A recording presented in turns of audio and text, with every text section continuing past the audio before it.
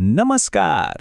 પરીક્ષાનો માહોલ ધીમે ધીમે જામી રહ્યો છે અને એની સાથે જ શૈક્ષણિક વર્ષ 2024-26 માટે નવી માર્ગદર્શિકા પણ આવી ગઈ છે. તો આ નવા ફેરફારોનો શું અર્થ છે? ચાલો આજે સાથે મળીને આ નવી ગાઈડલાઇન્સને એકદમ સરળ ભાષામાં સમજીએ. તો સૌથી મોટો સવાલ એ જ છે કે આ નવી માર્ગદર્શિકામાં એવું તે શું ખાસ છે જે દરેક વિદ્યાર્થી, વાલી અને શિક્ષકે જાણવું જ જોઈએ? ચાલો આખી વાતને સ્ટેપ બાય સ્ટેપ સમજીએ અને બધા નિયમોને સ્પષ્ટ કરીએ. કોઈપણ પરીક્ષાને સમજવી હોય ને તો સૌથી પહેલાં એના સત્તાવાર માળખાને જોવું પડે.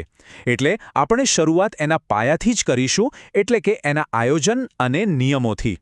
સ્ક્રીન પર જે દેખાય છે એ જ એ ઓફિશિયલ ડોક્યુમેન્ટ છે જેના આધારે આખી પરીક્ષા સિસ્ટમ ચાલશે. આમાં સ્પષ્ટ લખ્યું છે કે પરીક્ષાનો હેતુ ખાલી ગોખેલું જ્ઞાન ચકાસવાનો નથી, પણ વિદ્યાર્થીઓ વિષયને કેટલો ઊંડાણપૂર્વક સમજે છે એ જોવાનો છે. ચાલો હવે સીધા એ મુદ્દા પર આવીએ જેની બધા રાહ જોઈ રહ્યા હોય છે. પરીક્ષા ક્યારે છે અને કેટલા માર્ક્સની છે? કેમ કે કોઈપણ તૈયારી માટે આ માહિતી સૌથી અગત્યની છે.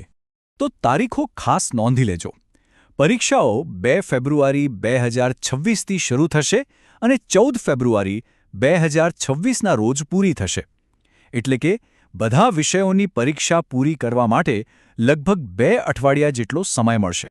અને આ રહ્યો એ મહત્વનો આંકડો 40. જી હા, દરેક વિષય માટે કુલ ગુણ 40 નક્કી થયા છે.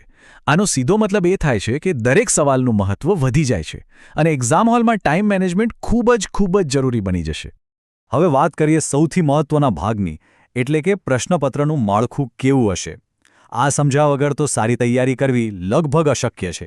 તો ચાલો જોઈએ કે પેપરમાં શું અપેક્ષા રાખી શકાય. અહીં એક બહુ મોટો અને ધ્યાન આપવા જેવો ફેરફાર છે. કુલ સવાલોમાંથી 30% સવાલો હવે બહુવિકલ્પ એટલે કે MCQ પ્રકારના હશે. આનો મતલબ સાફ છે. હવે માત્ર લાંબા જવાબો લખવા પર જ નહીં, પણ સાચો વિકલ્પ ઝડપથી પસંદ કરવા પર પણ ફોકસ કરવું પડશે. તો આખું પેપર 3 ભાગમાં વહેંચાયેલું હશે. 1. હેતુલક્ષી પ્રશ્નો જેમાં ફટાફટ જવાબ આપવાનો હોય. 2. ટૂંક જવાબી પ્રશ્નો જેમાં મુદ્દાસર સમજણ ચકાસાશે. અને 3. નિબંધ પ્રકારના પ્રશ્નો જેમાં ઊંડાણપૂર્વકનું વિશ્લેષણ માંગવામાં આવશે. આમ આ એક બેલેન્સ્ડ એપ્રોચ છે. અને હા, અહીંયા વિદ્યાર્થીઓ માટે એક સારા સમાચાર છે. ક્વેશ્ચન પેપર્સ કોઈ બહારની એજન્સી નહીં, પણ સ્કૂલના જ વિષય શિક્ષકો તૈયાર કરશે.